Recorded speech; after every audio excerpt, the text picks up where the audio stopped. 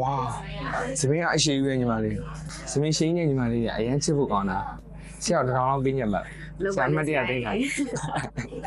ဆရာရဲ့ဒီကာလာရင်းနဲ့ကလေ live ပဲလို့ခံစားနေရတယ် သိညစ်နေရပေါ့ စိတ်ညစ်နေတဲ့ဒီကာလာကြောင့် ညီမလေးကတော့အသားညူတယ်အသားညူတော့ညီမလေးကိုမျက်နှာလေးလင်းသွားအောင်ပြီးတော့ညီမလေးစိတ်ညစ်နေတဲ့အရာလေးပျောက်သွားအောင်ဆရာညီမလေးကိုအလှဆုံးကာလာလေးချိန်ပြလိုက်နော်သမင်းရှိယူတော့ထိန်းသိမ်းထားအောင်နော် ဟုတ်ကဲ့ပါဆရာ ဟုတ်ဆ